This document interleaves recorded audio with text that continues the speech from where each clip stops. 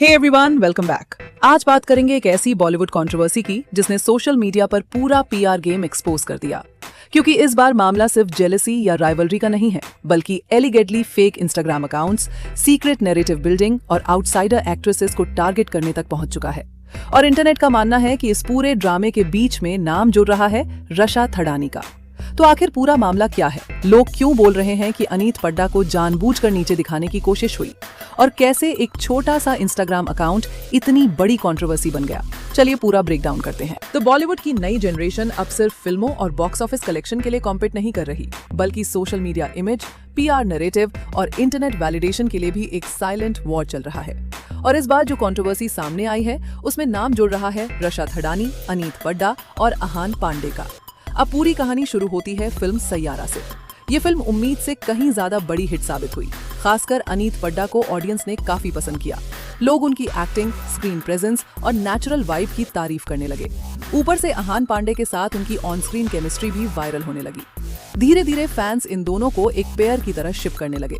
लेकिन फिर social media पर अचानक एक अजीब चीज नोटिस होने लगी। इंस्टाग्राम पर मिस्टी 92 नाम का एक छोटा अकाउंट अलग अलग बॉलीवुड पोस्ट्स के नीचे लगातार अनीत पड्डा के खिलाफ कमेंट्स कर रहा था।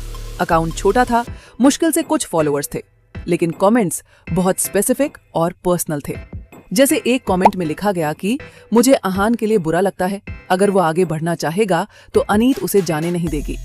फिर दूसरे कमेंट में बोला गया कि अहान आखिर में किसी रिच स्टार किड से ही शादी करेगा, बिल्कुल रणबीर कपूर की तरह। अब यहीं तक मामला रहता तो शायद लोग इग्नोर कर देते, लेकिन इंटरनेट ने एक और चीज नोटिस की। ये अकाउंट हर जगह अचानक रशा थडानी को हाइप करने लगता था।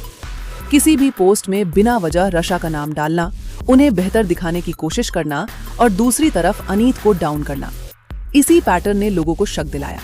फिर रेडिट यूजर्स ने अकाउंट को डीपली चेक किया और वहां सबसे बड़ा ट्विस्ट सामने आया। इस छोटे से अकाउंट को खुद रशा थडानी अपने ऑफिशियल वेरीफाइड इंस्टाग्राम अकाउंट से फॉलो कर रही थी।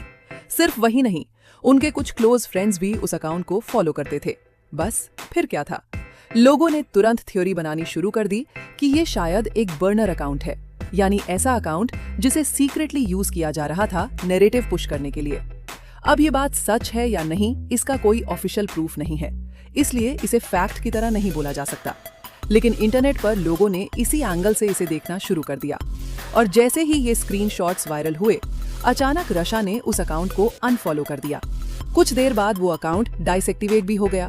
फिर बाद में वापस आया, सारे पुराने पोस्ट हटाए गए और सफाई दी गई कि मैं सिर्फ एक फैन हूँ। लेकिन तब तक डैमेज हो चुका था। अब देखो, बॉलीवुड में फेक अकाउंट्स कोई नई चीज नहीं है। कई सेलेब्स खुद मान चुके हैं कि उनके एनामोनस अकाउंट्स हैं। फर्क बस इतना है कि लोग उन्हें ऑब्जर्व करने के लिए इस्तेमाल करते हैं, जबकि यहाँ लोगों को लगा कि किसी आउटसाइडर एक्ट्रेस को टारगेट किया जा रहा है। और शायद इसी वजह से बैकलैश इतना बड़ा हुआ, क्योंकि अनीत पड्डा को लोग एक आउटसाइडर टैलेंट की तरह देख रहे हैं। वहीं रशा एक एस्टैब्लिश्ड फिल्म फैमिली से आती हैं, तो नेचुरली ऑडियंस सिंपैथी आउटसाइडर की तरफ ज्यादा चली गई। अब ऑनेस्टली देखा जाए तो इंडस्ट्री में इनसिक्योरिटी होना कोई शॉकिंग बात नहीं है। यहाँ अटेंशन ही करेंसी है। आज किसी एक एक्टर को स्पॉटलाइट मिलती है, कल किसी और को। लेकिन प्रॉब्लम तब शुरू होती है जब कंपटीशन साइलेंटली पर्सनल अटैक्स में बदलने लगे। बाकी अभी तक न रशा ने डायरेक्ट क्लैरिफिकेशन दिया है, न अनीत ने, और न ही अहान ने ओपनली कुछ कहा है। सबने साइलेंस मेंटेन किया हुआ है। लेकिन इंटरनेट की मेमोरी काफी लंबी होती है।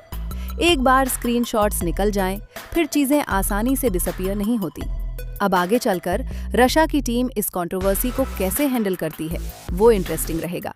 क्योंकि शुरुआत में उनकी इमेज एक स्वीट नेक्स्ट जेन एक्ट्रेस वाली थी, लेकिन अब कुछ लोग उन्हें मीन गर्ल नैरेटिव से जोड़ने लगे हैं। वहीं दूसरी तरफ अनीत के लिए ये पूरा मामला कहीं ना कहीं उनकी ग्रोइंग पॉपुलैरिटी को भी दिखाता है, क्योंकि इंडस्ट्री में वही लोग टारगेट होते हैं जिनका इम्पैक्ट दिखने लगता है। बाकी इस पूरे कंट्रोवर्सी पर आपका क्या ओपिनियन है? क्या ये बस ओवरथिंकिंग है, या फिर सच में बॉलीवुड पीआर वॉर्स अब फेक अकाउंट्स तक पहुंच चुके हैं? कमेंट सेक्शन में जरूर बताना।